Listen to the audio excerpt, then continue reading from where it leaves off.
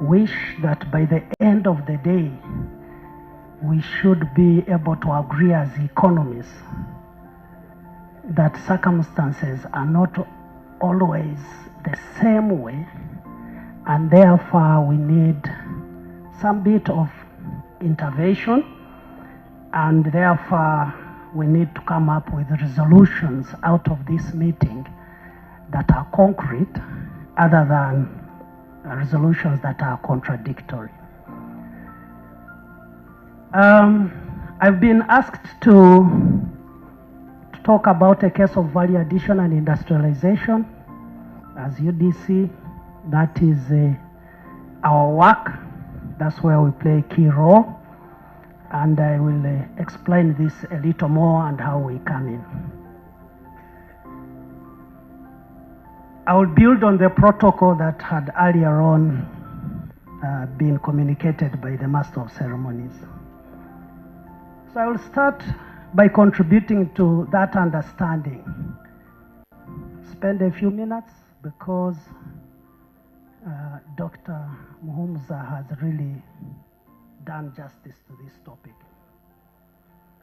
But what I wanted to bring out clearly is that what is the end game of the whole ideology and the strategy around Musevenomics?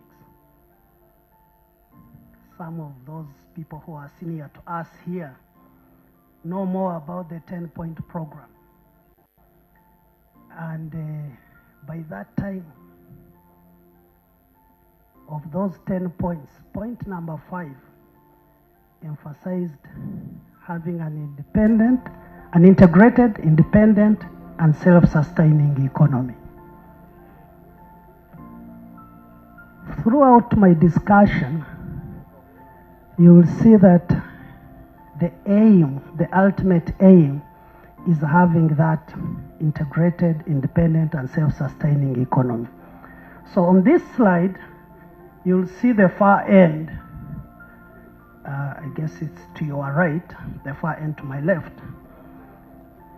The impact of Musevenomics is about having that integrated, independent, and self-sustaining economy. We've looked through a series of speeches by His Excellency the President over the years and tried to look at what are those key pillars in his communication. And the key pillars or key fundamentals are the ones that begin on my right, on your left. It's about awakening the sleeping peasants so that they can join the money economy. We'll have a whole session tomorrow to discuss that. It's about fostering value addition. This is the session on that. It's about low cost of doing business. I think there is a section to that this afternoon. Land consolidation and tenure security. Because of the 2 days, I guess we could not have detailed discussion on all of them. But we'll have a discussion on economics and political integration tomorrow as well. But there are many other key foundations: private sector led development, security of persons and property, and so on and so forth. And you remember a time when all of us would run to the TVs during COVID because the president is going to address the nation. And at that time, one of the key papers that came out was the paper on the real economy versus vulnerable economy. I'm sure you remember that because at that time everyone listened to TV. And then we waited for that key phrase or key word, therefore. And at that time, the president wrote this paper to say that if your economy is heavily dependent on the vulnerable sectors, then that economy will get a shock anytime and it will go down. And he emphasized the need to have a key fundamentals of the real economy.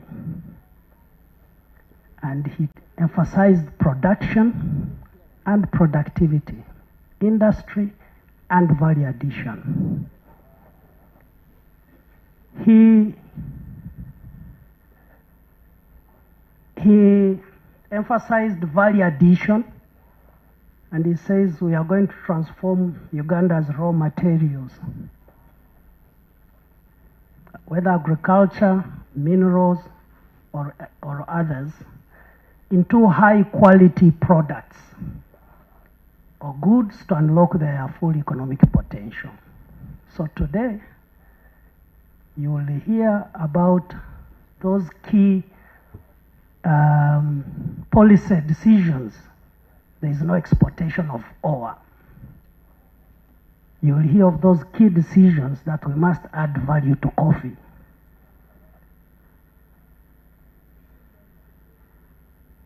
And in all his speeches, he emphasized some of these tenets. He talked about building a robust manufacturing sector. During those days when we used to listen to these speeches, you remember when he used to say, we shall produce those medicines here. We shall produce those gloves here. We shall produce, and so on and so forth. So I will briefly talk about the historical context and foundations of the industrialization journey in Uganda. It doesn't mean that industrialization began with the coming in of our colonial masters at the time. Maybe the modern definition of industrialization could have.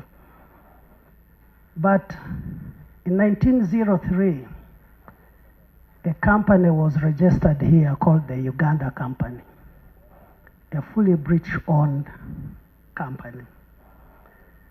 That company ended up introducing us to a different form of industrialization, where we got a ginning facility in Soroti, tea processing in Metiana, and so on and so forth. It was the beginning of a different era of industrialization. It doesn't mean we're not mining ore to produce hose.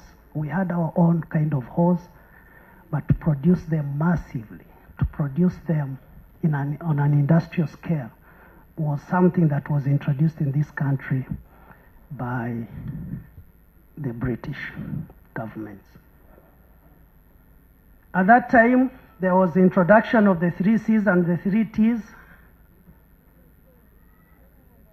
The coffee, cotton, and copper, the tea, tobacco, and tourism at that time.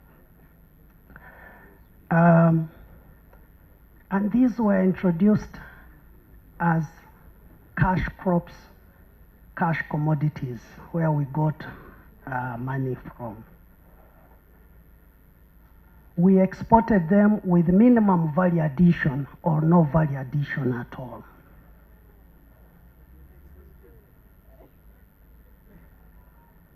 So the best we could do in industrialization at the time is packaging industrialization. So you get the cotton seed, remove the seeds, and package it or bale it and export. Today, we are still doing a lot of that. But if you look at the old national development plans in the 1960s, you'll still find that those development plans were talking about manufacturing and agro-value addition. So the big change or game changer happens in 1952 when 2 key institutions were established in this country, and that is the Uganda Electricity Board and the Uganda Development Corporation. So this was a game changer. The game changer was now a move towards encouraging industrialization. UEB was brought in place to make sure that we have power generation, distribution, and management. UDC, on the other hand, was brought in place to utilize that power, but also to propagate that industrialization agenda in the country.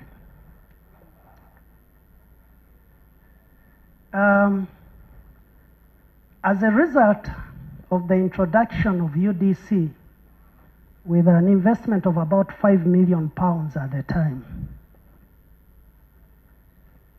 we saw a lot of investments happening in this space. In the first 2 decades of its existence, UDC was at the center of development of this country. Dr. Muhumza talked about Coffee Marketing Board, but there was a bigger institution called UDC at that time. There are so many industries that were established. If you go in the agricultural space, the Uganda Grain Milling Company, the Agriculture Enterprises Limited, that led to the establishments of those tea factories in Kienjojo, Fort Potro, Kanungu, and so on.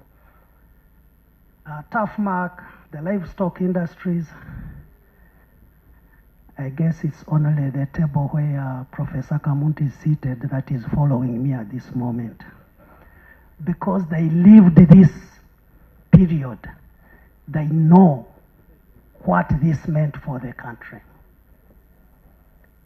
Whether it is in metals, the Steel Corporation of Uganda, Tampeco, and so on. Whether it is in minerals, the Klembe mines, Uganda Cement, which established Tororo and Hima cement factories, partly related to the goal of UEB at the time to try and provide cement for construction of the Owen Falls Dam. All these things was, this is where the game changer of industrialization actually took place. In chemicals, again, we had so many other chemical industries. In textiles, Nyaitil, for example, all these companies were started by UDC at the time in cooperation with the Commonwealth Development Corporation, CDC, of UK at that time. Today it's called BII, British International Investment, something like that. It was in the banking sector. If you talk about DFCU today, these financial institutions were established by UDC of that day. And the financial institutions, UGADEV, which transformed into UDB in 1972, were all started with the aim of financing the development goal of UDC at that time. And where UDC was also in the hospitality sector. I remember among the 3 T's there was tourism, and therefore there had to be tourism infrastructure across the whole country. And if you know what used to be called the Uganda hotels, in all these major towns, there was a Uganda hotel, whether it is in Jinja, in Soroti, in Moroto Inn, in Acholi Inn, all over the country. So, by that time, UDC was contributing about 33% of the country's total revenue through taxation, and was the second largest employer with an employment employing about, with the subsidiaries, employing about 24,000 people, second only to public service.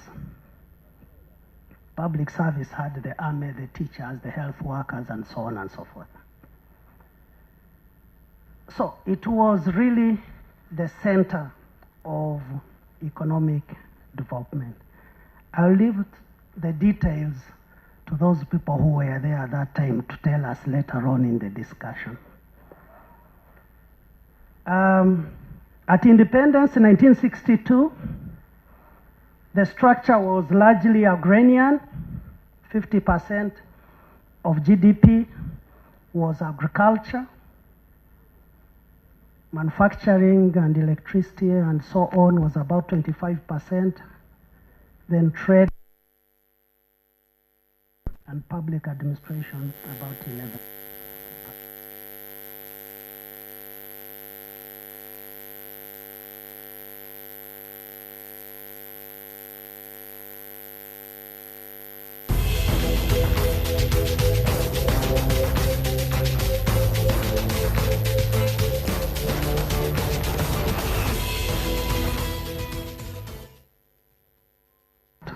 And later on the Kilembe mines and so on and so forth.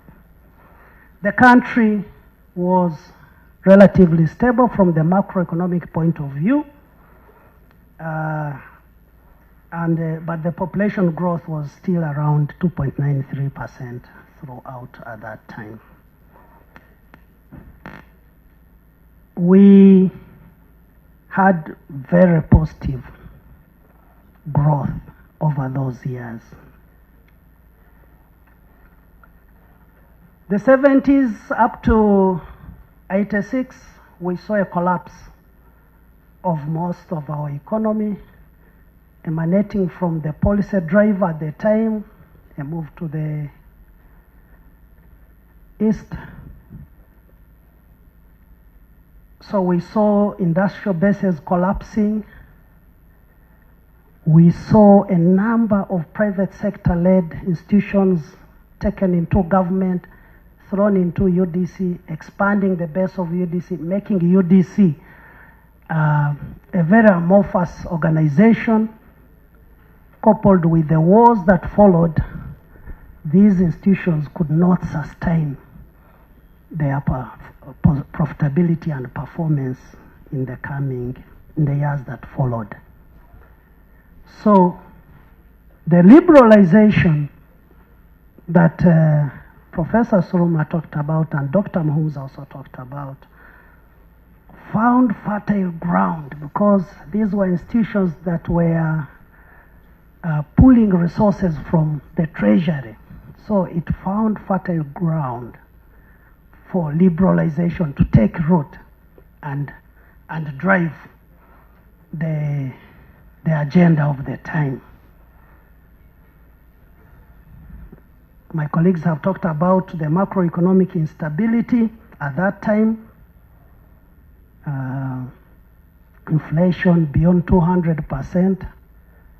And later on I will tell you, for the last 3 or 4, almost 4 decades, inflation has been contained to below 5%, save for the years of post-COVID and the impacts of that. So the concentration of the leadership at the time was more on restoring security and rule of law, return assets to the private sector. Remember, private sector-led was a key fundamental in this discussion, and revival of basic manufacturing activities. The Washington Consensus, when we went liberalization and privatization, I guess Washington Consensus means these policies were enshrined in the World Bank, IMF thinking, and therefore direction to the developing countries. So we went to structure adjustment programs. Honorable Mao and I had some strikes at the university, particularly to resist some of the structure adjustment programs, especially when they touched our boom. Those who were there at the time know what boom means or meant to us. So we used to get those allowances for books, for whatever, and then under structure adjustment programs, you say financing higher education, reduce the cost, and then try to finance more primary education. And that led to a bit of challenges. But yes, we did resist. We may not have achieved all the goals, but I think we did our best. So when it came to liberalization era, the question was, if you are told to liberalize, are you told to open the door so that you can allow the private sector to play a role? Or are you told to remove the door with its hinges? So I think this could have been the gap in our policy framework. So when we went to liberalization, we removed the door with its hinges instead of opening the door and allow a bit of interaction where government plays a role. We have seen after liberalization and privatization, most of the assets you hear were privatized were actually UDC companies. So the companies I talked about earlier, the Uganda hotels, the Nyait Hills, the whatever, were sold at that moment. So there was no need for UDC to continue existing. Whatever remained was managed under the PAD Act, and UDC was erased in 1998. Then efforts started to strategically reorient ourselves, because during this era, we went for programs like PEP, Poverty Eradication Action Plan, largely short-term plans, good at the time, but they never gave us a foundation for long-term thinking, for long-term investments. And therefore, over this period, we saw increasing focus around 2000, increasing focus on value addition, industrial policy, regional integration. The thinking started to come alive.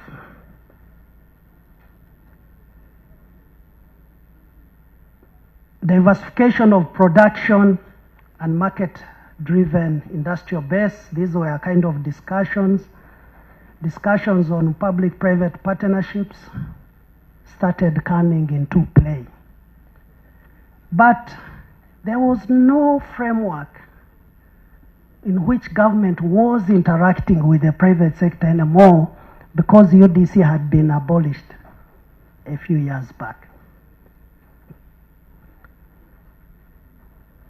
These policies were not bad,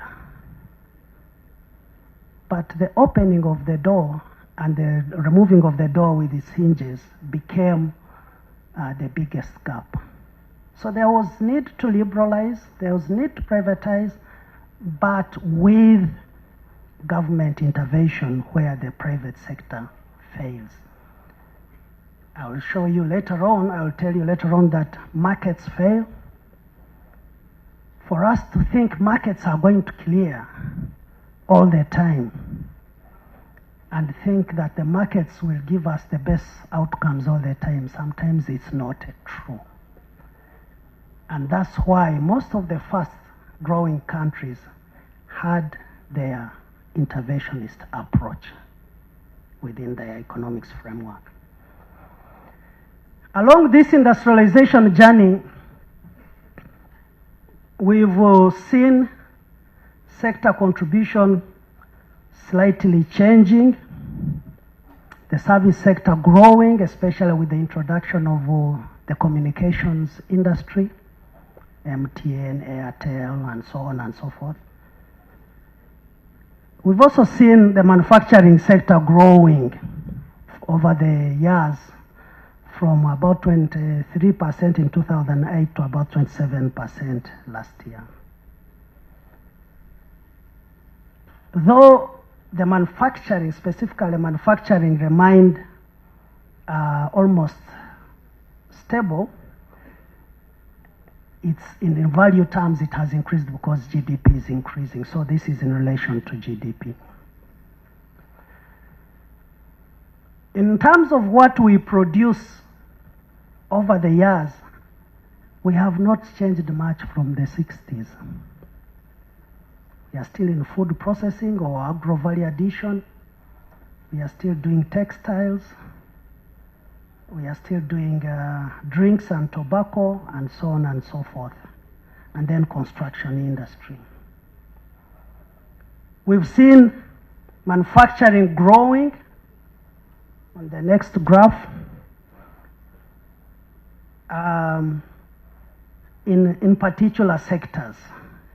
In construction, the construction industry have been growing. The chemical industry for soaps and whatever have been growing. Like colleagues who spoke before me earlier said, most of these basics were being imported. In fact, our neighbors, Kenya here, established industries in Kisumu, particularly to supply goods to Uganda because of the state of our industrial base at the time. But this has greatly changed for some of the basic items that we need. So at the end of it all, we see textiles, drinks and tobacco, some improvement.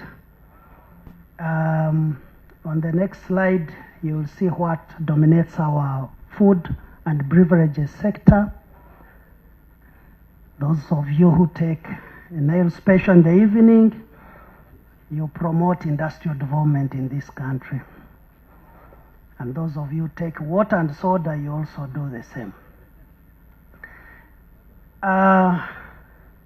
So food processing in terms of grain milling has also been on the upward trend, growing at about 33%.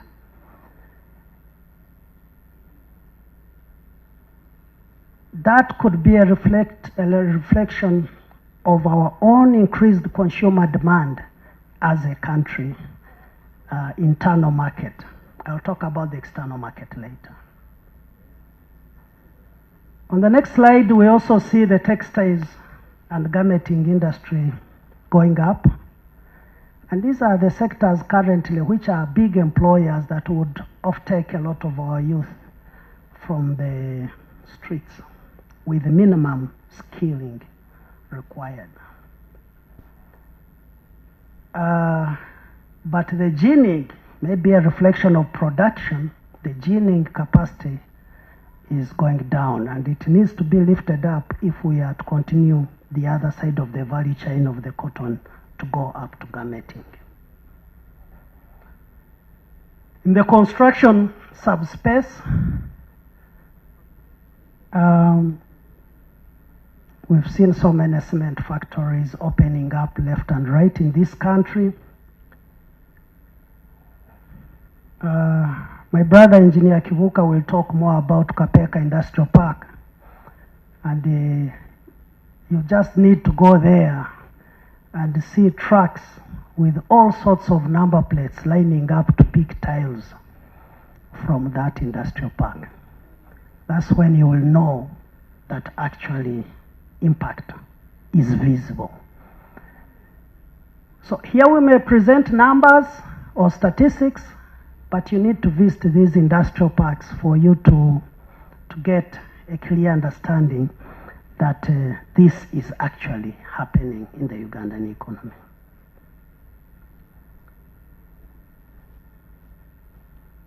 We've seen over the recent years, we've seen weak performance on the next slide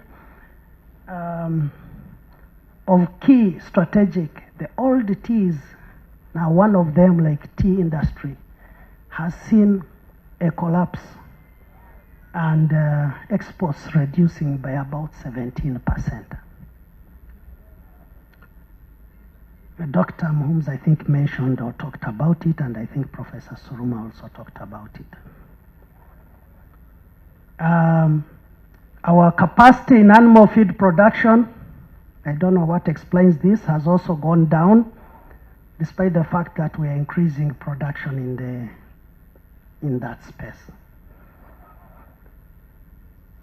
Trends in the pharmaceuticals is growing,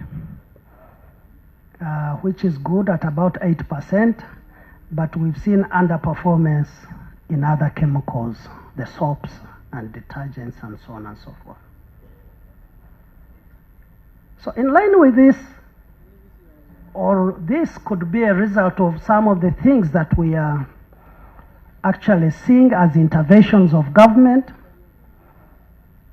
the policy frameworks. My brother, Dr. Sman, was here, who leads in the production of the national development plans. I was privileged to work with the National Planning Authority, and I was privileged to have led the team that produced the Uganda Vision 2040. But in all these policy frameworks, there has been an emphasis on industrialization agenda. So the policy framework, I saw my brother Dennis here, who is responsible for the industrial policy in the Ministry of Trade. The Buy Uganda, Build Uganda.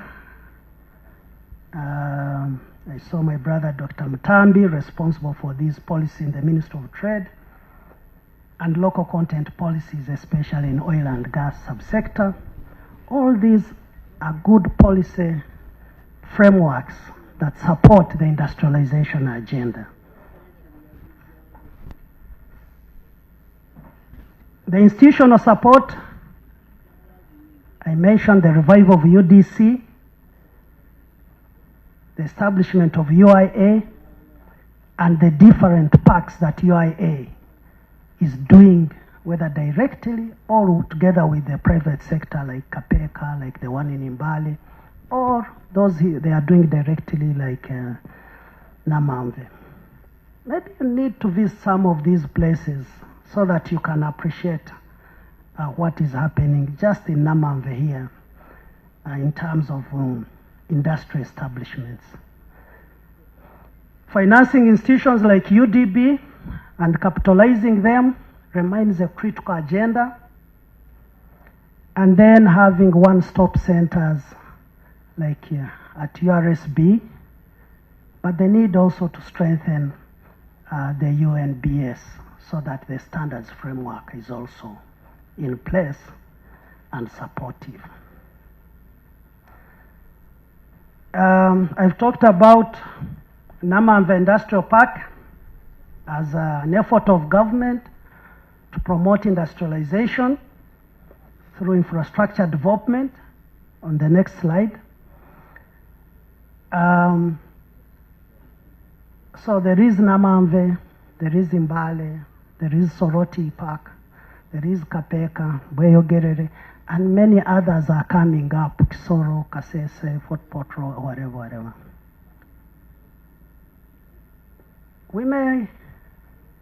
Nothing all comes right. There may be gaps here and there, but at least the effort and the direction is clear. The power expansion programs and effort to reduce the cost of power to manufacturing enterprises so that we can enhance their competitiveness remains critical, and you've heard the President talk about we must reduce power at 5 cents. We must reduce power at 5 cents. Road and logistics infrastructure. Most of the corridor roads have been improved. And Dr. Mhumza talked about that earlier on in the morning.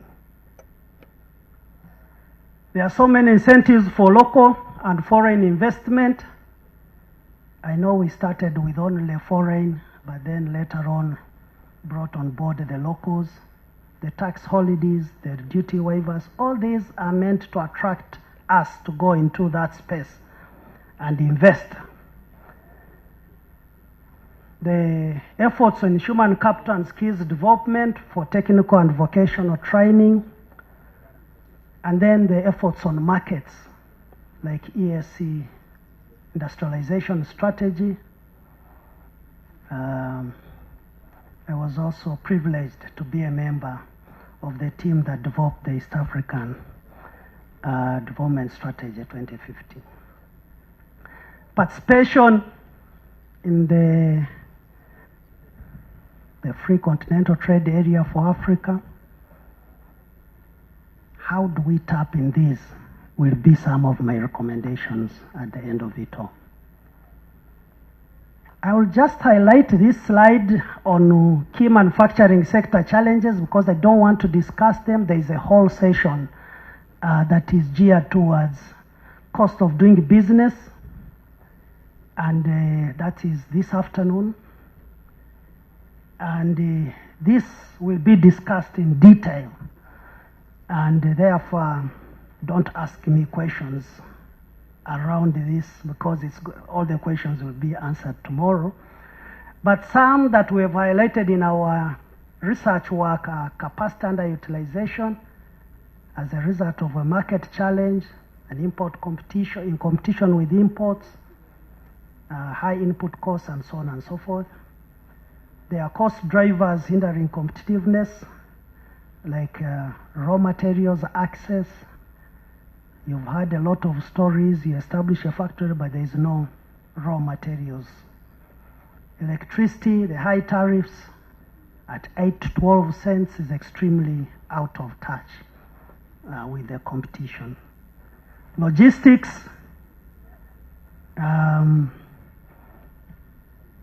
here, Dr. Mhumza, we may need to also to disagree a little. You only need to use Ginger Road and know that as demand, all of you came here driving, no, not all of you, but most of you came here driving, and all of you passed a petrol station, and all those cars and all those trucks bringing fuel for you on the road is not sustainable. So as the economy grows, as you see you driving more and more cars, as you see consumption of these goods increasing, you just know that road is busy. If you want to know how busy it is, remember during COVID when we locked the gates. Trucks would create kilometers and kilometers, 5 to 10 kilometers of jam. That tells you that alternative modes of transport to quickly shift those goods to the market is very critical. But also as we grow our production capacity in the industries, we need to shift those goods to the market. So support of having railway systems and water transport in an integrated manner is extremely critical going forward. Policy and institutional gaps, strengthening trade facilitation is critical. Strengthening the standards infrastructure that I talked about, strengthening UNBS and others is critical. And then lack of tailored financing options is critical. And this is the exact gap that we have. Whereas benefits of liberalization are many, and we can see them as Dr. Mhumza highlighted earlier. The reality is, in some cases, they have failed to give us the reality we need. Cost of capital has failed to come down during liberalization. So intervention in that circumstance is inevitable. So, and therefore that brings me to the slide on the role of the state in the industrialization agenda. I agree with Dr. Muhumuza that the key foundation and reason of government is to provide supporting infrastructure to reduce the cost of doing business. That should be key. Basic economics tells you that markets clear, markets allocate resources more efficiently. So support the private sector, have a private sector-led economy, because the private sector will allocate the resources better. However, in cases of where markets fail, the need for government intervention becomes extremely critical. Some of our fast-growing economies, Singapore has a UDC equivalent called Temeski. Malaysia has a UDC equivalent called Kazana. South Africa has a UDC equivalent called IDC. In Kenya here we have KDC, it's a new formation, but it was originally ICDC. Mauritius has the State Investment Corporation. It's a model you cannot deal away with, simply because markets do not always clear. So this public cooperation enables government to provide strategic direction. So if you tell commercial banks to lend to agriculture and there is no lending to agriculture, then you must lead the direction. The establishment or re-establishment of UDC is a clear testimony to this.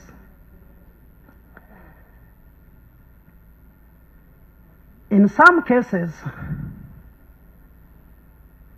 I was watching a video on social media of the late Mwalimu Julius Nyerere.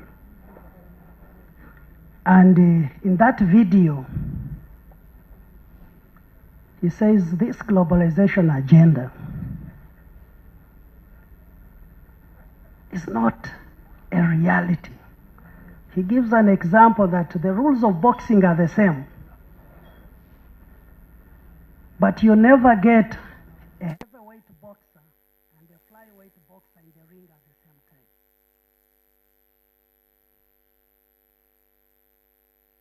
So, globalization is okay.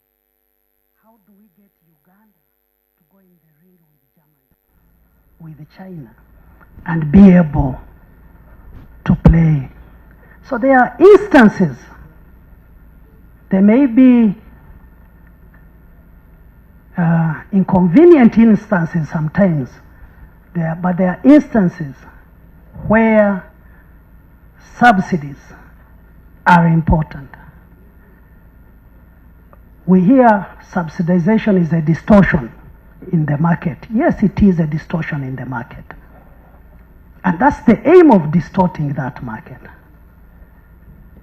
But for you are not subsidizing your smallholder farmer and you expect that smallholder farmer to compete with the American farmer who is fully subsidized 80%. So it's not possible for us to continue lying ourselves that everything markets will clear. I've been warned of time. So as a result of that, UDC was re-established to play that role and fill up that particular gap. We do our mandate through establishing subsidiary and associated companies in the UDC Act Cap 208. All we do is clearly stipulated in there. We go for priority strategic sectors in agro-manufacturing, in areas where we feel the private sector is not giving us the answer we want. You can imagine being in the road construction sector and paying 90% 70% foreign firms to do your road construction. If there's one lesson we learned from COVID, is that lesson of self-sustenance. So if these companies are no longer to give you that service for any reason, then we are likely to lose the game or kneel down and plead. We do equity financing, lease financing, and shareholder loans where necessary. The objectives you can read from the Act. We've made some small contributions since we were re-established. So you'll go down until you see a picture of a factory of gloves. Sorry, I'm skipping now so that I can fit in Mildred's time. So we've intervened in Namamve here. Remember the president's statement that I read at the beginning, we shall produce these gloves. We are now producing these gloves in Namamve. So we are currently supplying about 70% of the NMS demand. Our target is to increase this to get 100% NMS, but also go to other JMS and the private sector. So this is import substitution. We have a total of 18 investments over these years. On the next slide, I've talked about road construction. We've also intervened in a local road construction company called Abeka to try and build local construction capacity. We are now happy we are doing currently Busunju Kivoga Hoima Road. We are also doing Matuga Semuto Kapeka Road, and we have signed contracts for Bubulo Duda and Mbali and Kokonjero roads. We need to build our own local capacity to do this infrastructure. Of course, we would be happy if the Minister of Works could pay us all our outstanding dues, or else it's becoming hard to continue to work. We invested in Kalangala Infrastructure Services. We provide the ferry system between, if you go through Masaka, those ferry services you use, we have a 50% stake. I used to say we are the Umeme of Kalangala, but now I will say we are the UEDCL of Kalangala. And we are also the National Water of Kalangala through Kalangala Infrastructure Services. These are again interventions, and we've seen a lot of growth on that island as a result of these interventions. To have electricity rich, hotels are coming up, the beautiful beaches, and I can assure you on Friday it's very difficult to get space on that ferry to cross.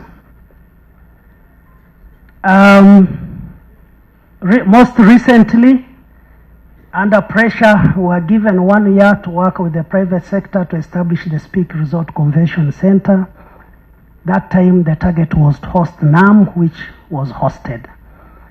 But we need to continue marketing this infrastructure as a country, not to leave it to a company, so that we can have growth out of it.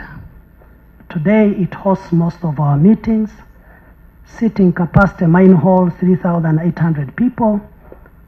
Overall rooms 12,000 people. So we have capacity to host basically any kind of conference or convention in the world.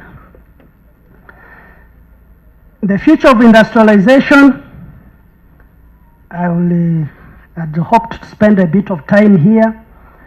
We are seeing a lot of global disruptions coming in. There are shifts in power centers. Proper alignment is critical. We've seen power centers, US, Europe, BRICS, China, and those kind of things. We've seen disruptive trade barriers happening, tax incentives or disincentives from different countries. We've seen disruptions as a result of global AI investments. We are not investing enough in the technology that we should be. We've also seen disruptions as a result of climate change, the wars, the Russia, Ukraine, and so on. We must be alive to these because they have a direct impact on our logistics, how things move from here to the market, from there as our inputs, energy threats, we've seen cyber threats and so on. I always give an example that when Owen Falls Dam was constructed, if you were careful when you're passing those bridges, you will see that there are army men who are armed and seated on the bridge. Today, attacking that bridge, you don't need to reach the bridge through cyber attacks. So a lot of disruptions are happening, and these are greatly affecting our industry here. A case in point is the collapse in demand for tea, especially from the Asian countries and Sudan and Egypt. This has seen the tea industry collapse. It's a story for another day. So we need to do nearshoring. We need to identify our closest markets. How do I reach these close markets? The Kenya, the Tanzania, the Congo, the Sudan, and so on. We need to organize ourselves around those. We need to think about our 70% youth population who are youth, and adapting IT infrastructure that serves their needs, and so on and so forth. We need to do regional blocks. We need to reshape the way we do business, and this has been a core focus for the president since he came in. Today we have a 10-fold growth strategy. The president has guided that this country must grow by 10 times. And finance has picked up, the Minister of Finance has picked up this together with the National Planning Authority to increase the GDP 10-fold over the next 15 years. It's a tall order, but let's go for it. And throughout this process, the president highlights that's important. We do value addition. We add value to our commodities to be able to achieve the growth that is desired. On recommendations, as I end, one, I've talked about strengthening national value chains from production to final products, and that's the angle UDC has taken today, and I'm sure the private sector need to come. We work together on most of these value chains. We need to de-risk upstream activities and formalize outgrower systems to support a raw material problem. You get a community that comes here, convinces the president or the minister and say, we have a lot of cassava. Please come and establish a cassava factory. You go there in a season and you do your feasibility, the cassava is positive. You establish a factory, you look for the cassava, you don't see it. Now, as a business, you are not going to grow value chains. It becomes someone else's responsibility. So we need to work together and deliver as one, as government and the private sector. We need provide additional infrastructure like cold storage, aggregation centers, and so on. We also believe that one of the best way to go about this is a market-led industrialization agenda. What does the free trade area demand? We produce for that market. How can we have an opportunity if people are suffering because Ukraine is not able to export wheat? How do we fill that gap? So that there is a market-led industrialization agenda and therefore value chain development. Address capacity underutilization by strengthening the demand side, that's the market side, and UDC together with NSSF, we are working together to establish a national marketing company to offtake some of this output, have capacity to store, but also have capacity to look for market out there and be able to sell. Strengthen infrastructure for industrial growth, deploying our little resources well.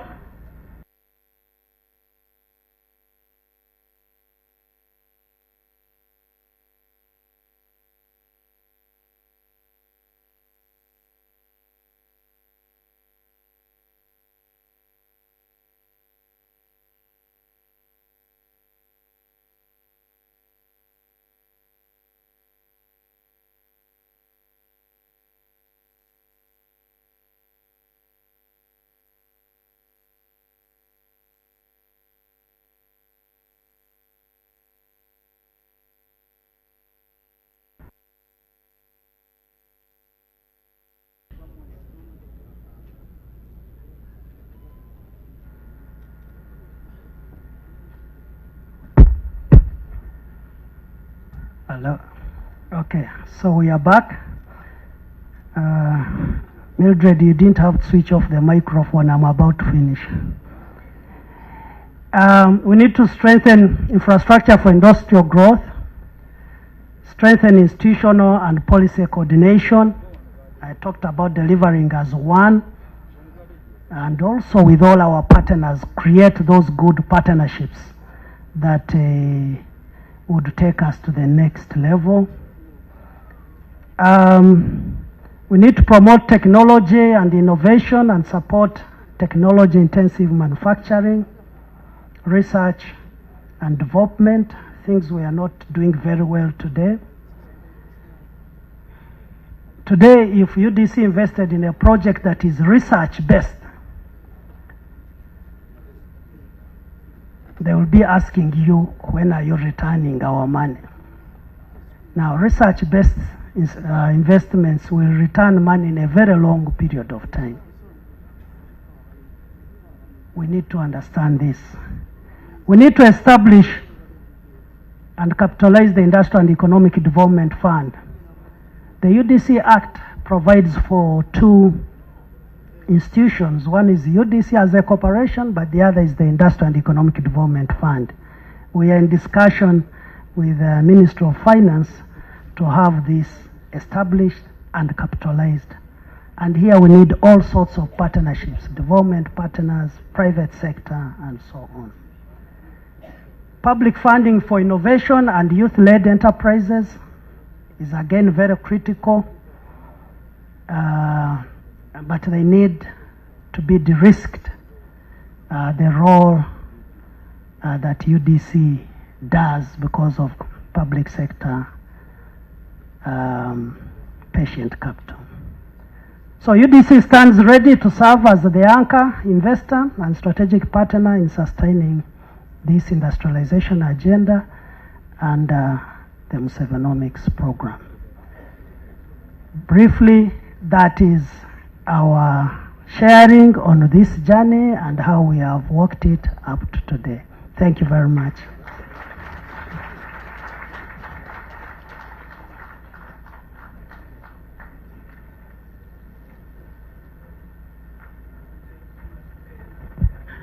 Thank you very much, Dr. Virji.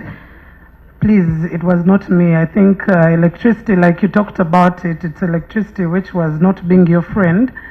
But I hope that we got better. The very last statement is the most important, I think, that we did also require. And as well, when you talked about the cost of capital, I love that much later on, you did mention the idea or aspect of patient capital. I love the coinage of the word patient in itself, because it takes a little bit of time. If we are talking about industrialization, capital and investment is a very important aspect.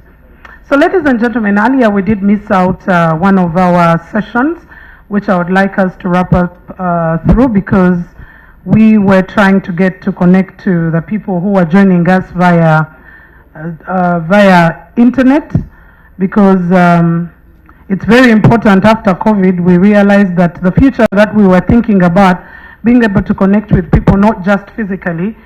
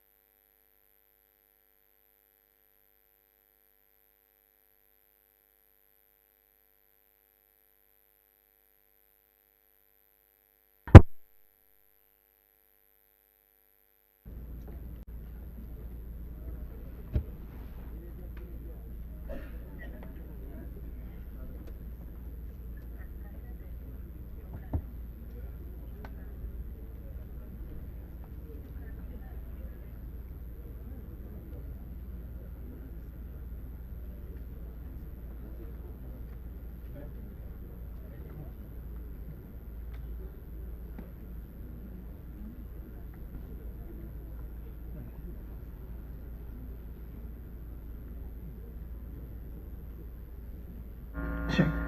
All right, I think I might as well just need to keep a backup here. In any case, we'll need a conversation with you, EDCL, after not too long from now. So ladies and gentlemen, allow me to invite the session chair before I get to have our panel discussion. And I know that lunch is also very soon, so we might need to discuss whether we have lunch after the panel, because we don't want to also make you fast unintentionally, because I know for our Muslim brothers and sisters, the most important thing that fast comes is near the intention to fast. So we don't want to make you fast without the intention itself.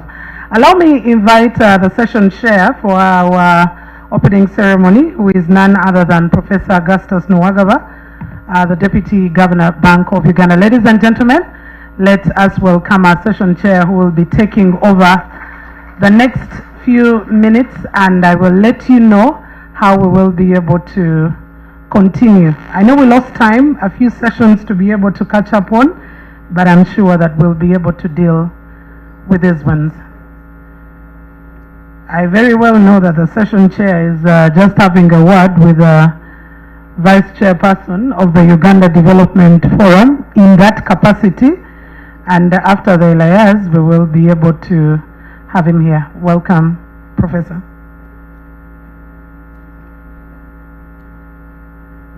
Thank you very much, Mildred. I'm going to stand on the protocol that has been introduced before, and I will say,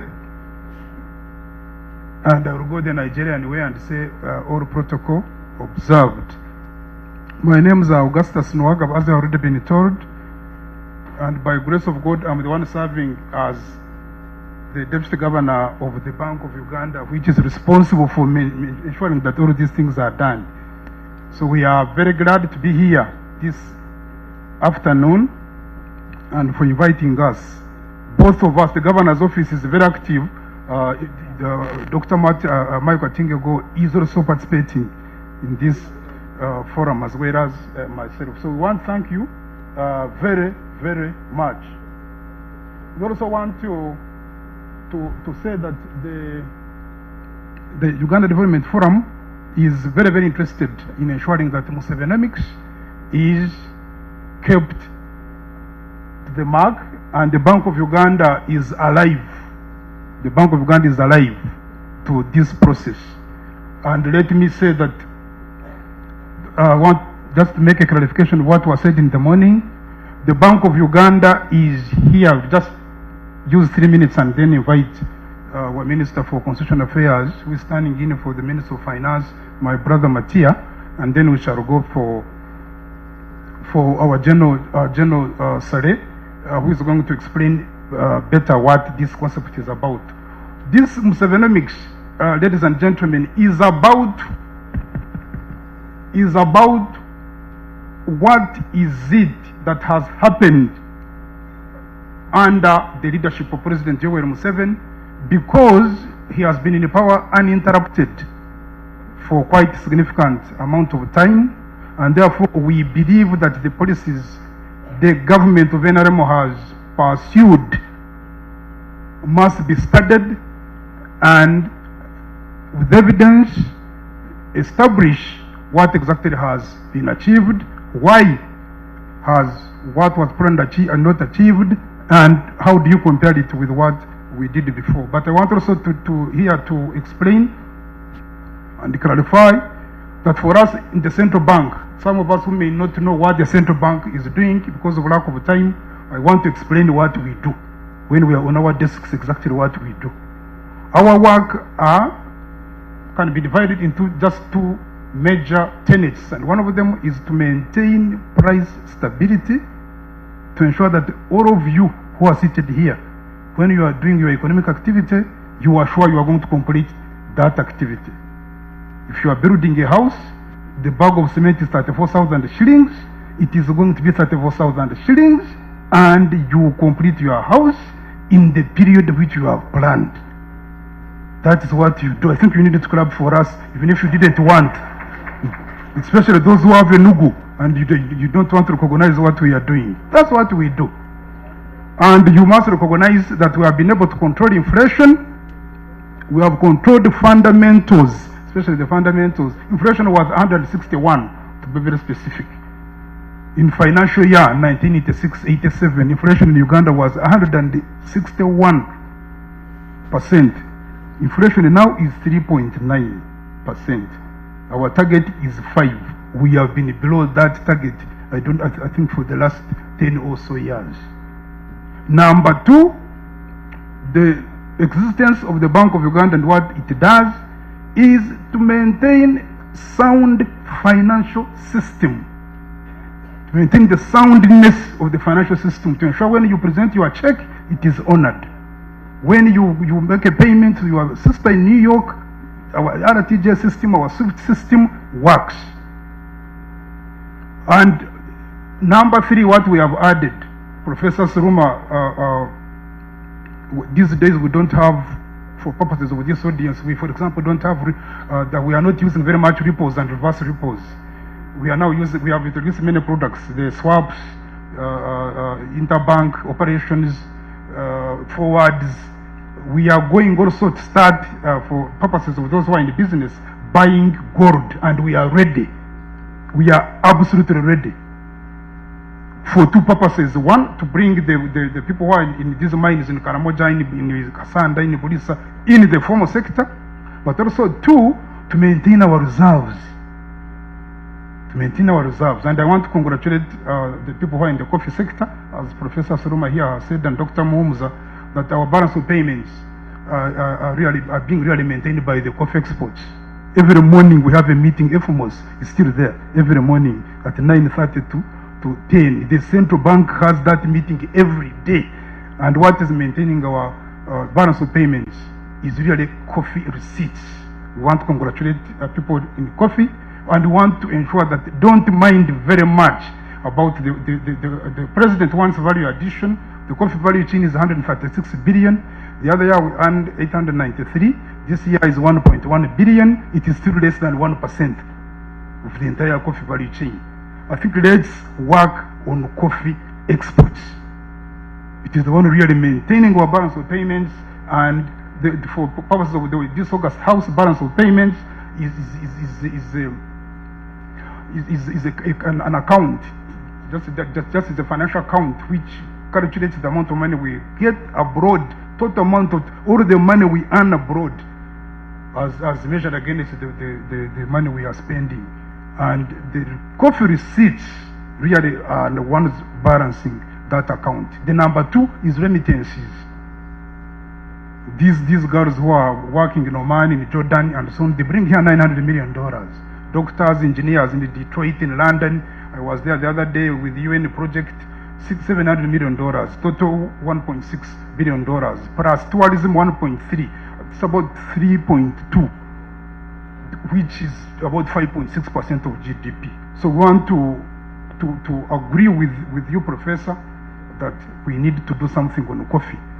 Lastly, Dr. Muhumuza, on the issue of agricultural credit fund, we even have another one which was not talked about here, the small business recovery fund.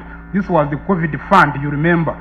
So these two were introduced by the central bank for demarketizing, for purposes of, because the interest rate is very high in commercial banks, as we've already been told, 20%, 18%, and yet our CBR currently is 9.75. We reduced by another 50 basis points from 9.8. Still, commercial banks have not responded effectively with the CBR. So what we have done, Dr. Muhumuza, is to ensure that we can have a facility that can really work for the, can we say, the vulnerable, or the people who cannot be able to compete effectively with the commercial banks. This is the agricultural credit fund, and this money is available. Those of you who are in the agriculture sector, and it is not the central bank that is doing things in that area. The central bank, for purposes of people to understand, it is a bank which does not deal with the people. It's a bank which deals with the government and also commercial banks. It never deals with people directly. You deal directly with commercial banks.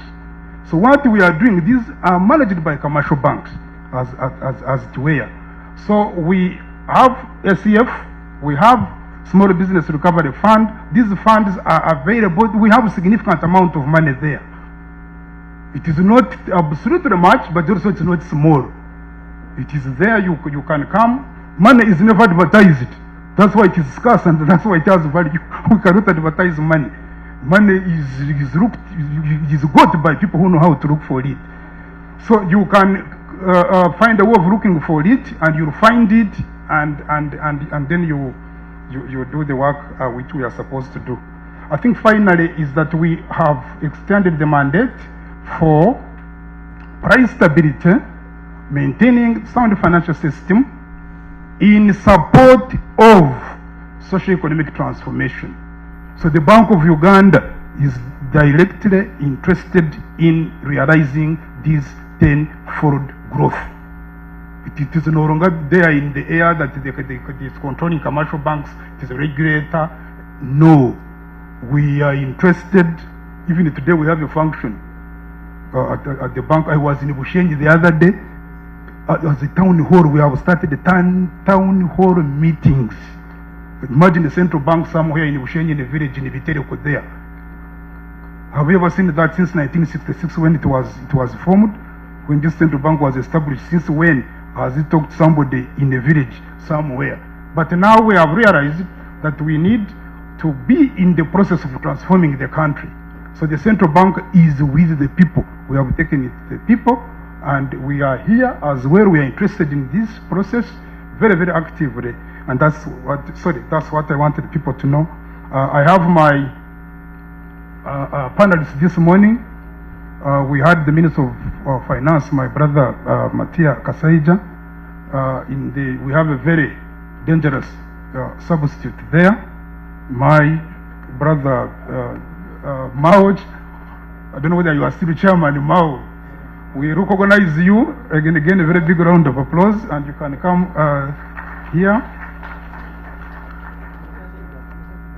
Honorable Norbert Mao is our Minister for Justice and Constitutional Affairs. You can come, Honorable Mao, and take your seat here. And what he's going to do is simple, is our Vice Chairman also in Uganda Development Forum. So he will also explain what we are doing in Uganda Development Forum, and then he's going to invite our chairman, General Saleh, and then we shall be able to open this function officially. So I would require the media, therefore, to pay particular attention and also to focus effectively where you are supposed to focus, so that we can have a befitting opening ceremony of this conference. Thank you very much. Over to you, Honorable Mao. Before I finish, I don't want to come here again on this. These things which are being talked about, sorry, Honorable Mao, is that when the president asked these 6 questions, what was Uganda's economy prior to independence? What was Uganda's economy at the dawn, at the sunset of independence, under Idi Amin regime, under the second Obote regime, under President Museveni in 1986 to now? Then what would the Uganda's economy look like when it is a developed country? You had those questions. These are the questions that have been shaping Musevenomics. So what I did, I took advantage of, because I did my master's at the London School of Economics. I was at the London School of Economics yesterday. I've just arrived now in the morning. I was at the Vice Chancellor had invited me to address the entire global community which is there for the economics of the future. They invited me to talk about economics of the future.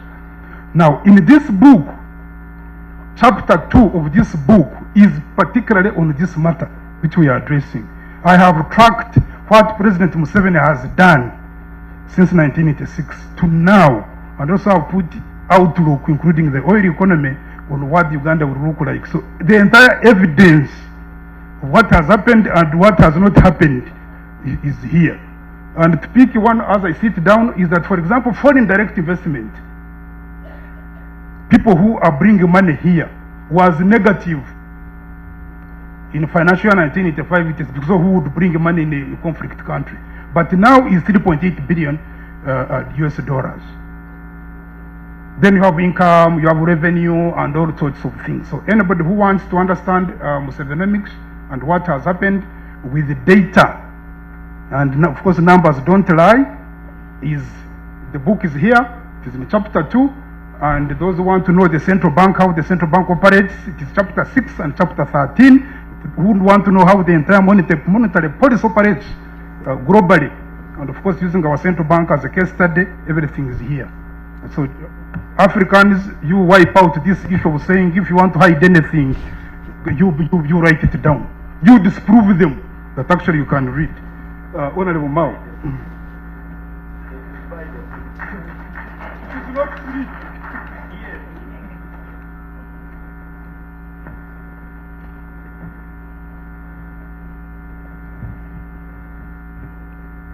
Thank you, panel chair and deputy governor of our central bank, all the distinguished ladies and gentlemen, and you are many, our international development partners,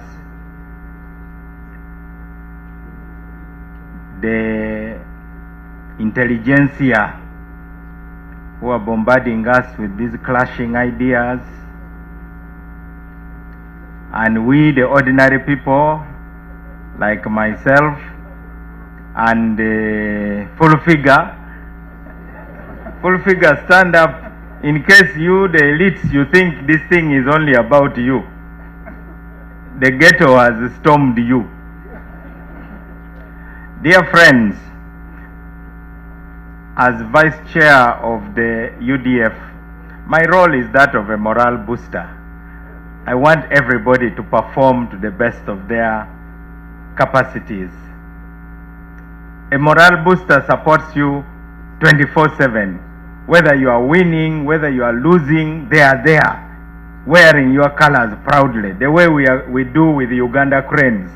Even when we are clobbered, we go back home singing. The chairman, General Caleb Akandwanaho, Salim Saleh, his role is that of like a music conductor. He doesn't have to play any instrument, but he knows good music. So he chooses, those of you who are here, you are the people who play the instruments very well in banking institutions, in private businesses, you are in industries, you are in academia, you are in the public service, you are on farms, you are all over the place. So what his role is like that of a magnifying glass to gather the scattered rays of the sun and focus it. And so I want in a special way to thank our very own Edward Katende. Where are you? Edward, come here and people see you. Edward performs a lot of slave labor in the UDF. And even though I am supposed to go for a delegates conference of the Democratic Party, I told Edward that I will come to introduce our chairman. Edward, thank you so much. Let's give Edward a round of applause. And the team that has worked with him, please stand up and we thank you.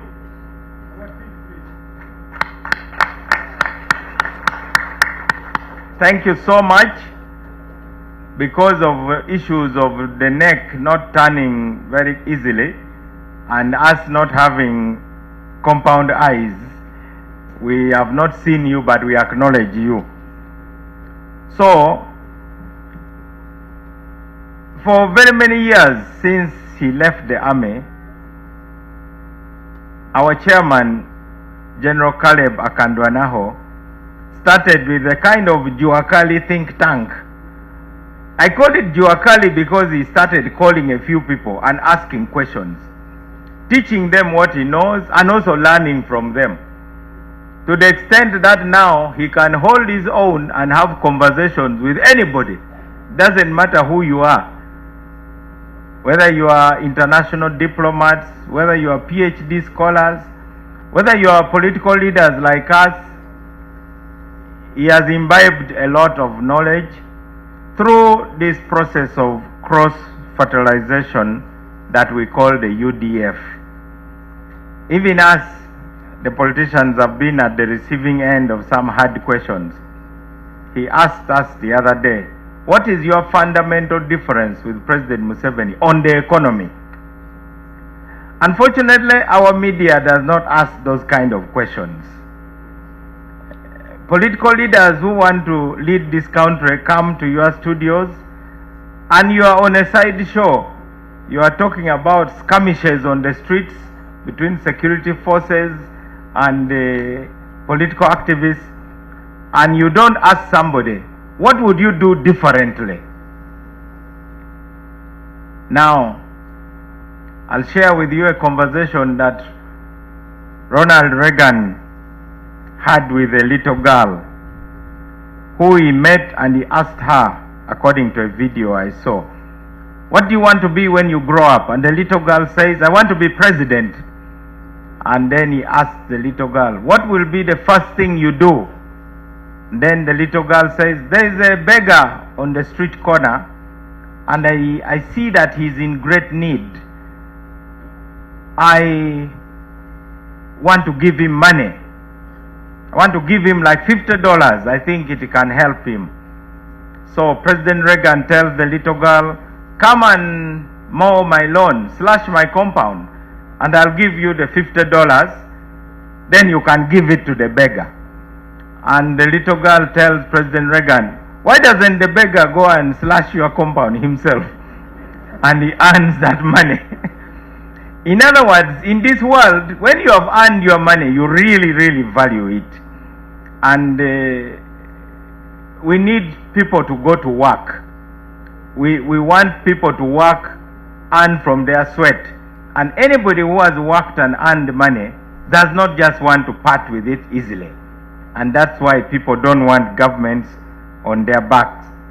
Now, General Saleh now has a fully fledged think tank around him, and there are many of you around here. Please stand up. The team of advisors I see my uncle General Idro there, the Honorable David Pulkol, and there are many others all over here. Now, connected to these people are the rest of you who I see debating very serious issues online. I've not yet had the courage to contribute because really the debate is high voltage. I'm a bit intimidated. Now, that is what this gathering is about. The purpose of the General's address is to identify the target, as you have said here. The last time we gathered, I advised the people not to shoot with shotguns, because when you shoot with a shotgun, you injure many, but you kill none. So you injure many problems, but you solve none. You need to shoot with a rifle, and that is what the General is now interested in. And for that purpose, he has decided to camp in Gulu, my town. And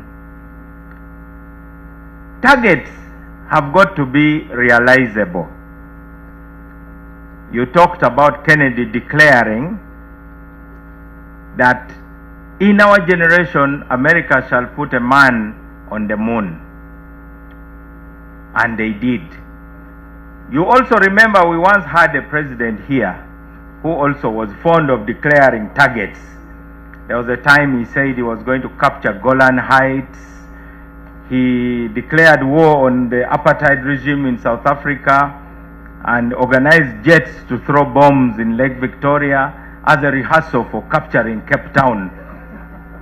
And during a dinner in London, not to be outdone by the Americans and their space endeavors, he announced that Uganda would now go to the sun in order to outdo America. And when he was asked by another dignitary at the table, how do you intend to do that, Your Excellency? Our beloved life president then said, we shall go there at night because the sun is very hot. Obviously, that attracted another heartfelt laughter bout. And then one commentator said, Your Excellency, you surely know how to blow your own trumpet. Again, not to be outdone, he stood up and said, No. I also play accordion. Obviously, he was not aware that blowing trumpets is a figure of speech. It has nothing to do with music. So, I'm glad the targets that we have here are said to be ideological. Our chairman has very strong beliefs. And in this world, we need believers, first and foremost. Because those who believe don't give up. That is what matters. One day, I had the courage to ask the president of Uganda a question. Mr. President, why do you keep going? Why don't you give up? He was amused by that question because it was in public. When he got up to speak, he said, Mao has asked me why I keep going. Then he said, I'm going to answer him. I keep going because I'm sure of where I want to go. I have no doubts. So we believe that all of us here are true believers in the future potential of Uganda. Whether we achieve everything we are talking about in our lifetime or not, our belief should be the common denominator bringing us together based on what is in our heart.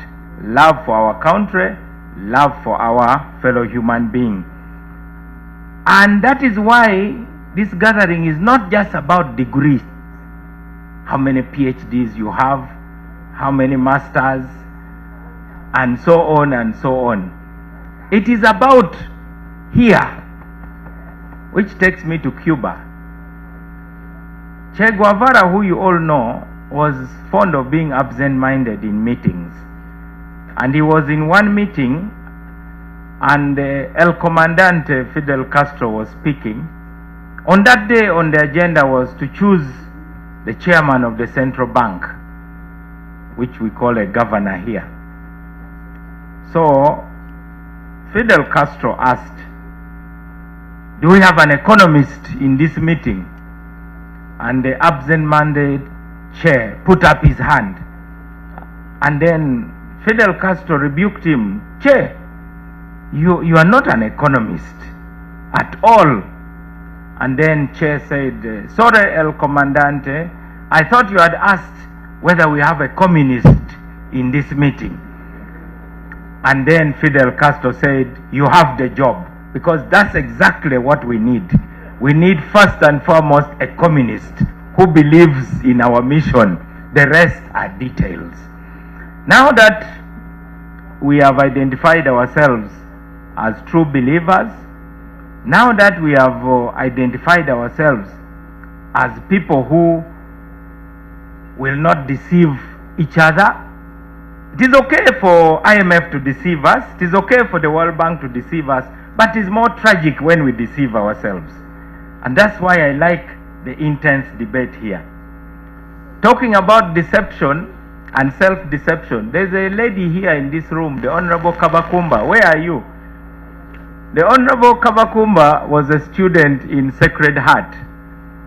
And apparently there was a young man in St. Joseph's College, Laibi, who admired her so much, but he had never spoken to her and had never met. It so happens that the Honorable Kabakumba was a topic of discussion in the boys' dormitory. So the question was, who would have the guts to talk to her?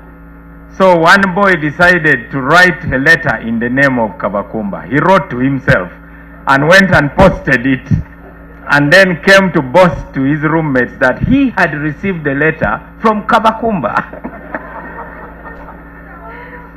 And for about a week, he was the most admired boy. Until another ambitious young man decided that this is too good to be true. So he went and stole the young man's exercise book, compared the handwriting with the alleged letter from Kabakumba, and found that they were exactly the same. So he was publicly humiliated. Now that is what self-deception is. You don't write to yourself a letter from a beautiful girl, because whether you believe it or not, it is untrue anyway. That's why not deceiving ourselves is very, very, very important. I welcome you on my own behalf, but you are going to receive a bigger welcome from our chairman. To the technical people, I put the question, is the general now online?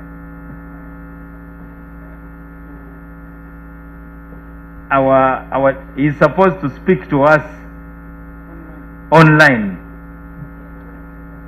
through connectivity. Please don't do to us what you did to Professor Muhumuza, or even worse.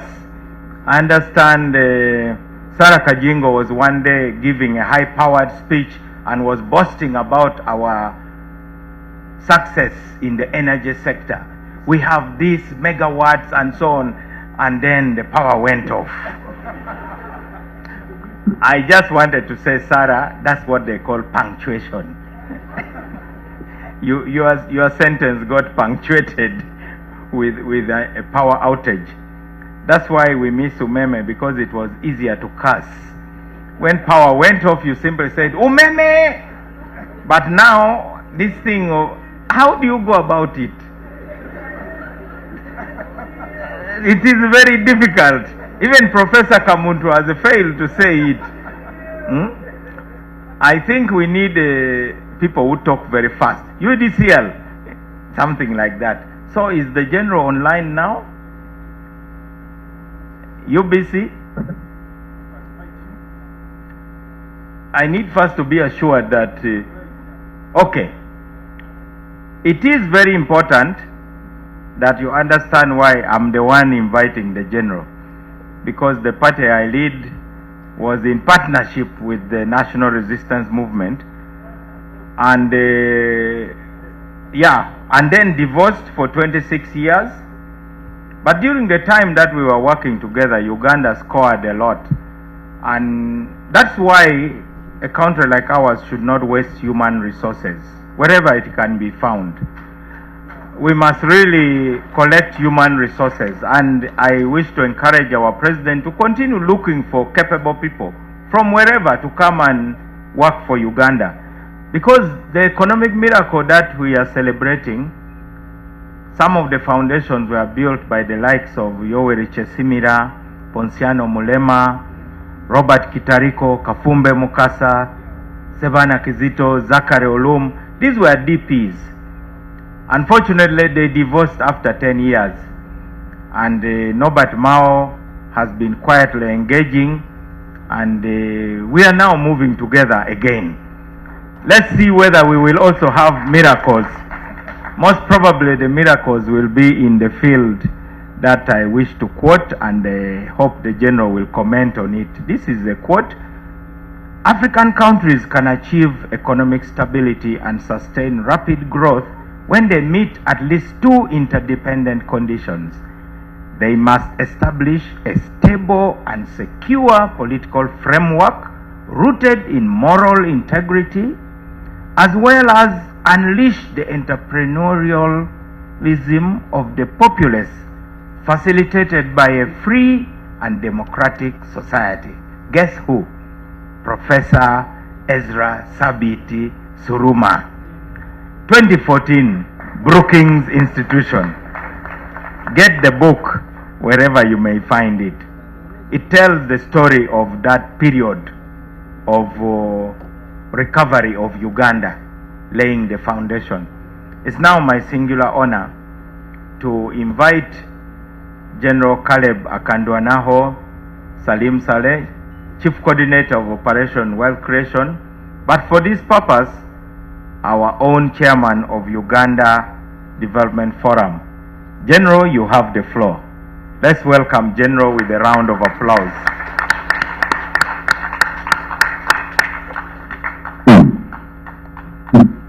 Thank you, Vice Chairman Mao. Thank you, everybody who is in attendance. I warmly welcome you to the fourth edition of Musevenomics. I was challenged to study this form of economics by people who had cooked me, by NPA, National Planning Authority had cooked me. Then they made a PowerPoint presentation for me to deliver to the President. And it was made out of PowerPoint. So I delivered the note to the President. He read it and he took his time, and in March 2020 he answered me. And he said that whoever wants to discuss with him the economy of Uganda and Africa in general should answer those questions. And as you know, he is both a leader and a teacher. He asks questions and then he answers them. So he asked the 6 questions which are under discussion there at the conference. And I hope you will critique what he termed as the stimuli package that him and his colleagues, like Chairman Mao has talked about, Mulema, Chesimira, and others, what they had come up with in the economic adjustment program. So I'm not going to focus on the stimuli packages they used to resurrect the economy. I'm going to focus on one factor of production. And I will be asking the technical team, because now these days I use experts to create debates on my behalf. Now that factor of production, when we were sent into the field as OWC, we found it to be the most distorted factor of production, and that was land.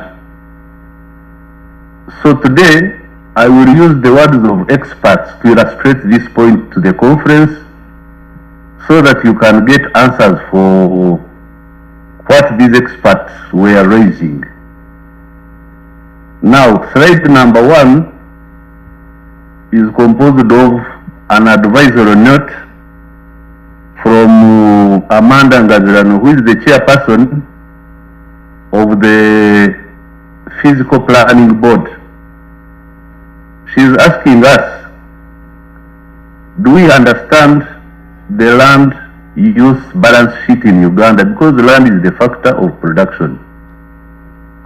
Now Amanda is asking us, do we really understand what we need to do with land in order to be able to feed people by 2040, when we shall be 60 million people? That note is on the screen there, and I think you can discuss it as we go along. It is a short note. It is a short note, advisory note. Now, when I go to that note, I had to consult President's office. President's office, from a director there, Mr. Vincent, gave his own opinion of land use. And I think we need to go through them slowly, so that we understand how do we distort, how do we remove the distortions from this major factor of production. Because all the stimuli packages that Musevenomics proposes, I think 80% of them or 60% of them are based on land. Now, if land is a distorted factor of production, then it distorts other areas. That's what we have been discussing now for almost 4 years. Then after that, I got a brief from the public agencies which are holding land, the land of Uganda, in trust. A note has also been attached, not that one, the one of conservation. No, not that one. Yeah, that land under conservation, mainly in northern Uganda, where they clearly state that 4 million acres of land are under conservation, either NFA, UWA, NEMA, Uganda Land Commission, through agencies of government. So that is slide number 4. Because I use experts, I don't have so much knowledge, but I use people who have knowledge to create discussion points for me. Then slide number 4 is an advisory note, actually for which I'm fundraising money for. Study who owns Kampala, who owns land in Kampala. It is that I have that advisory note from Professor John Chigula, and he's fundraising for money to make a concrete study so that we know who owns what land in Kampala, because it is becoming a big discussion point. Everybody thinks that I own half of Kampala when I have only, I think I have maximum 2 acres. And actually, if we were to ask the audience, how much land do you think KCCA owns?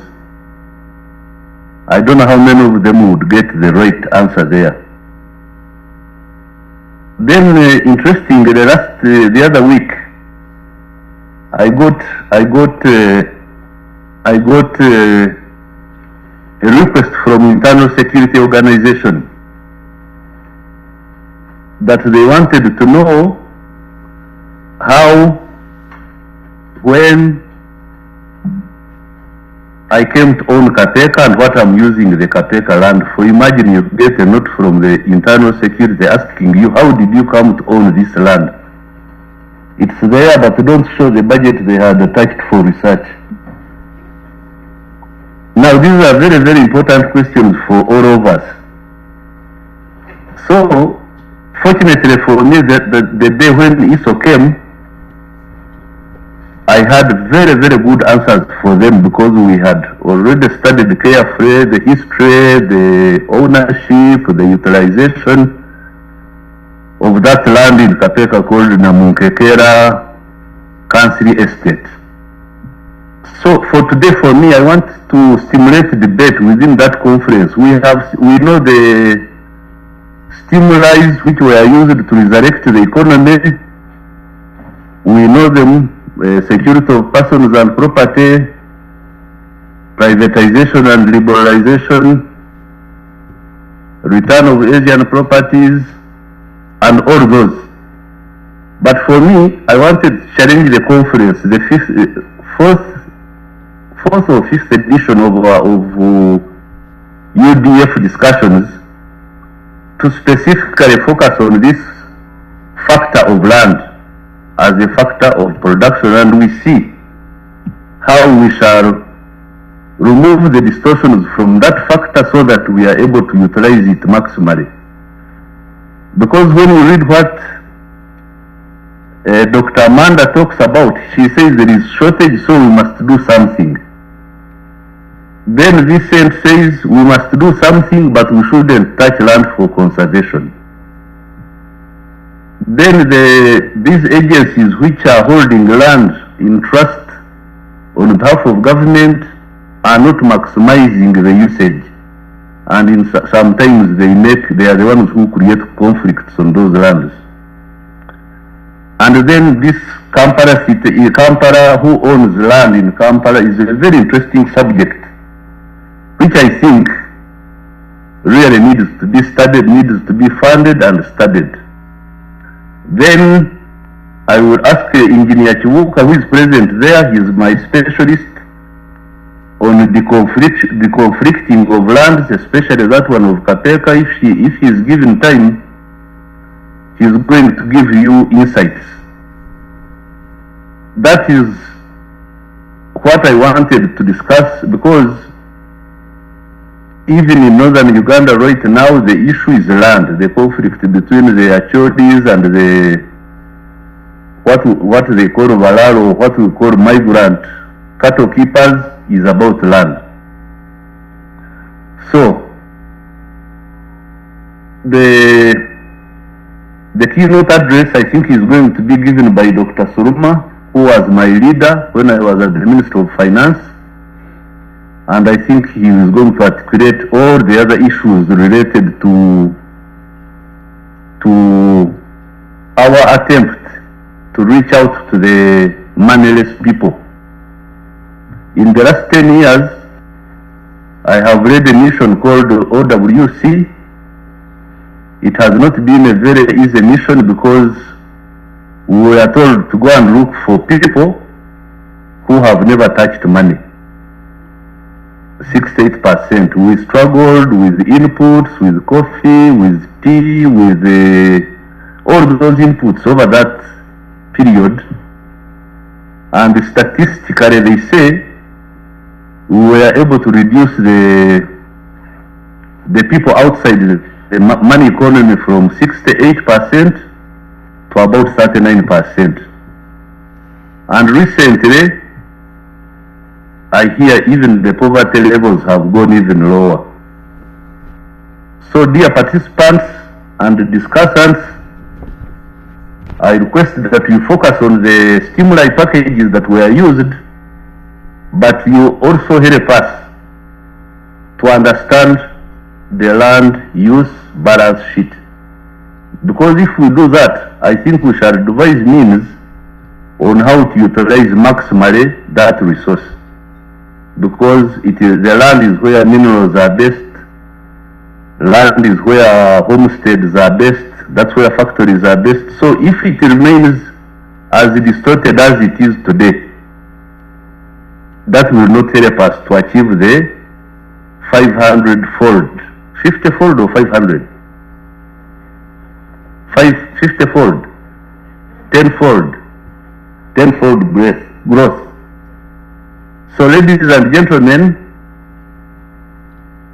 if you help me to answer that question and listen carefully to the rest of the presenters, we shall produce a very big report out of this conference, and it will be helpful to us to look into the future.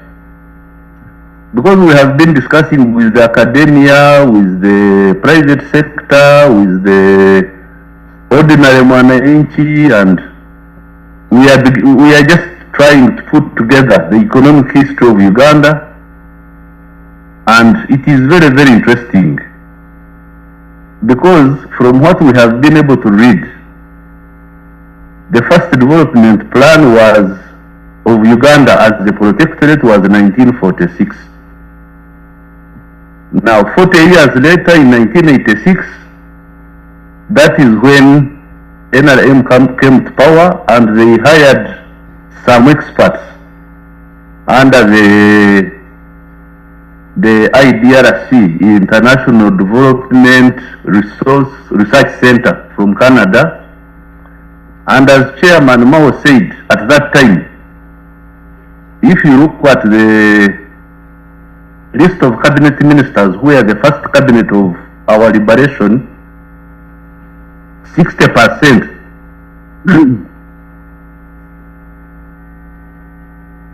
60% of them were from DP.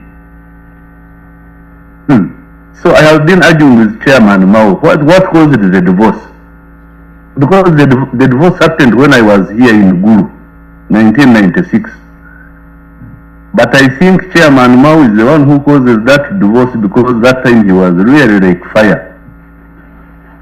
And I don't know whether he will agree with me.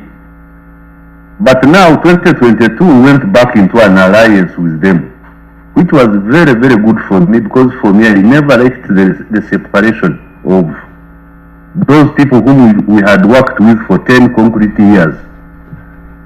And in those 10 years when we were working together, I think that's when Uganda was recording double-digit growth.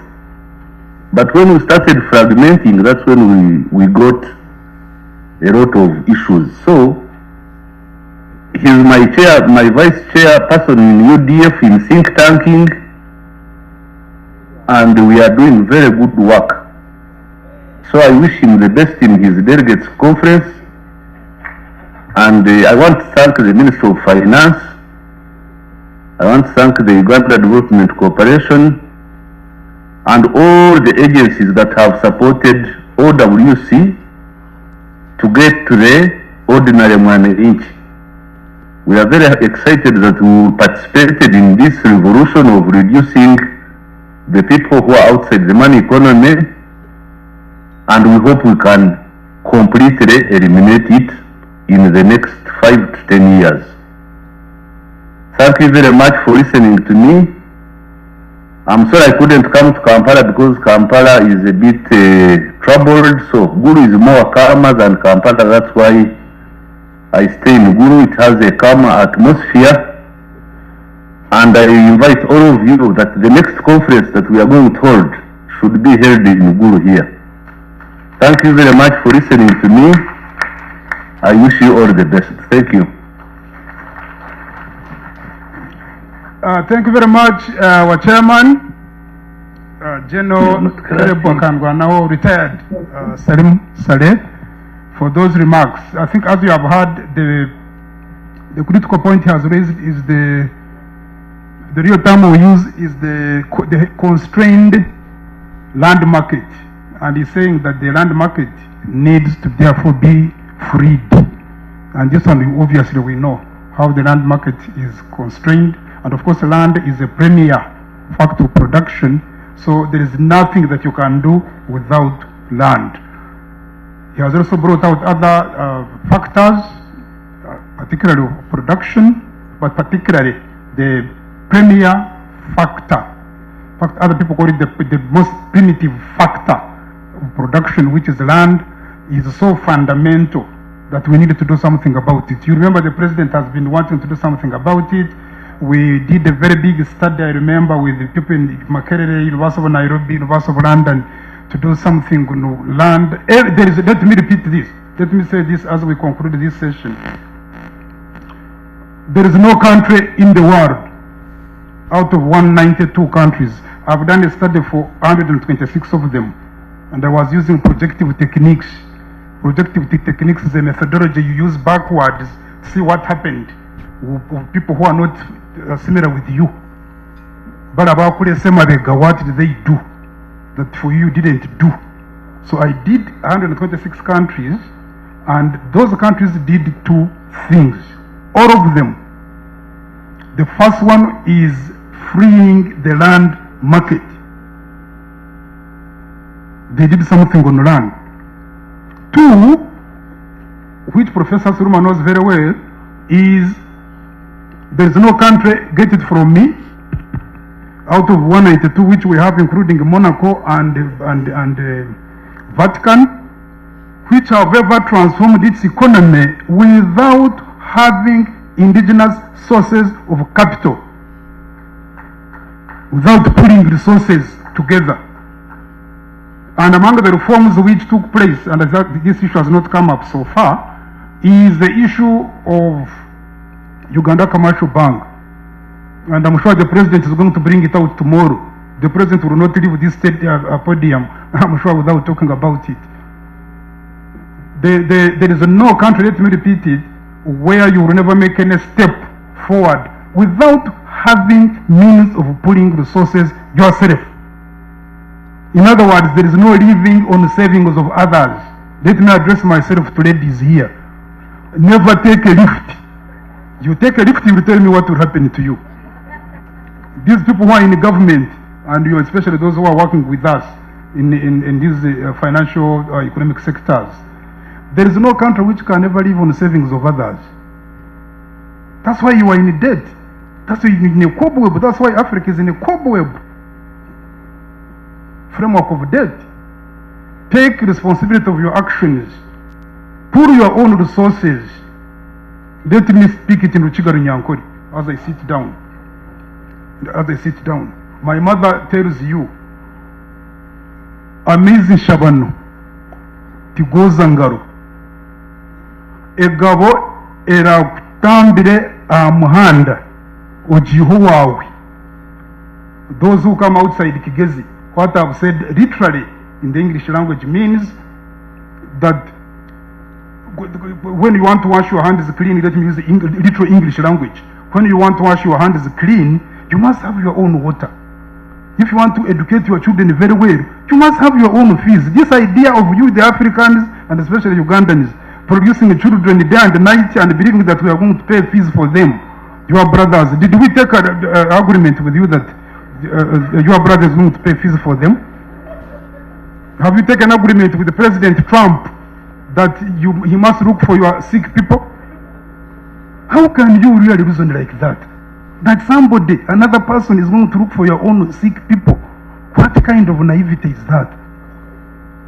We must thank President Trump.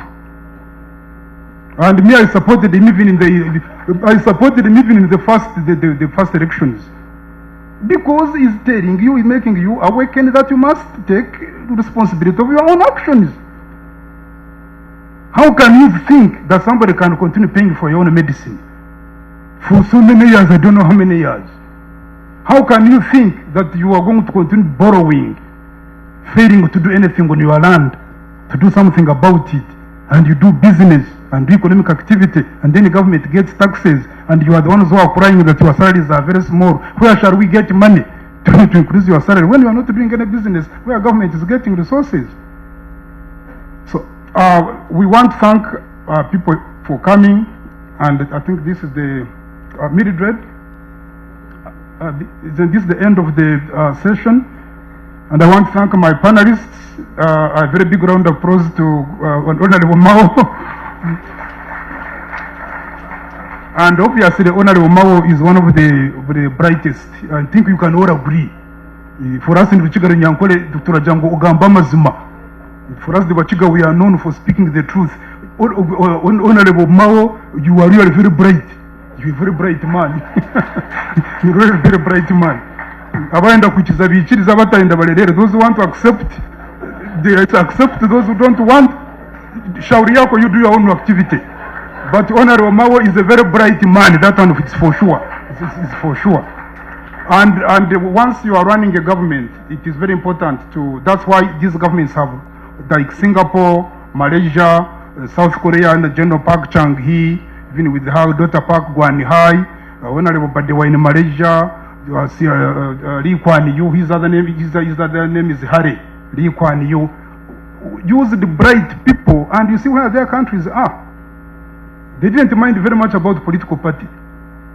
You look at Mauritius, between the Mauritius militant movement and Mauritius Labour Party, all coming together to develop Mauritius together. And it is I think we better start looking at what we can do rather than the color of the person, the religion of the person you are seated with. You want to put the other person is in which religion. This is what kind of trivialities. Please move away from trivialities. Love your country. Love this Uganda. I told people in London yesterday, I told you that nobody, I was speaking to Ugandans as well, most of them. I told them nobody is going to love Uganda on your behalf. Nobody is going to love your family on your behalf. If you think that anybody is going to love Uganda on your behalf, you are really being naive of the highest class. So thank you very much, my sister Mildred, come and take over. Thank you.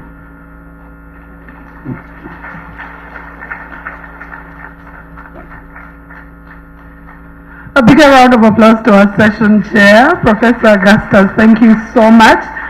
And I think you, when you started speaking the home language, you became brutally honest, because people from that side will say it as it is. You like it or not, it is an open one.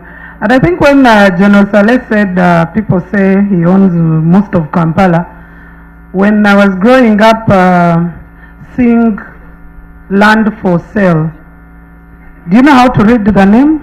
The last one? The S-A-L-E, it becomes land for Saleh. So most probably that is why most people think the land here does belong to him. So probably he needs to start from that angle right there. Ladies and gentlemen, we did also, Professor Augustus forgot to probably remind you, his copy, a book about transformative economics that is written by himself. You can be able to access it at only 20,000 shillings right behind when you're going for lunch. I know that we've been seated for long and I don't want to stand in between lunch. Oh, I beg your pardon, not 20,000, 85,000 shillings. I am sorry. I am not going to pay the balance, so please, it is 85,000 shillings, not 20. So whoever told me 20, you misled me. So ladies and gentlemen, we are going to have our lunch exactly at the same point where we had breakfast. And then when we come back, we're going to do a marathon of 2 panels because we've missed one panel that had to be in the morning session, which is chaired by Honorable Victoria. So we're going to have just one presentation in the afternoon and 2 panel discussions. And that is where we're also going to combine the plenary session. So I please do request that do not run away. This is not a pass for you to run away, except maybe for Honorable Mao, who is going for the delegates conference pretty soon. We might give him time to be able to travel. But we're going to have our ushers lead us, just the same way they did lead us earlier on, provide us the coupons as we go for lunch. And we will have lunch. I hope that we can be able to have it in about maybe 40 minutes so that we are able to get back early and have the 2 sessions. We don't want to have anything spill over into the next day tomorrow because tomorrow is also very, very busy. So ladies and gentlemen, we'll go for lunch right now. And when we come back, we'll have the 2 panels and just one more presentation, which will be on the cost drivers in Uganda's business environment. So it's going to be a power-packed afternoon, but also it's going to be a very engaging one in the afternoon. So let's continue with mingling and speaking to each other. as we go for lunch. Let's continue with the networking as well. I'll request the DJ to give us some music as we get our ushers to lead our guests in for lunch and then come back for the afternoon session. Bon appetit.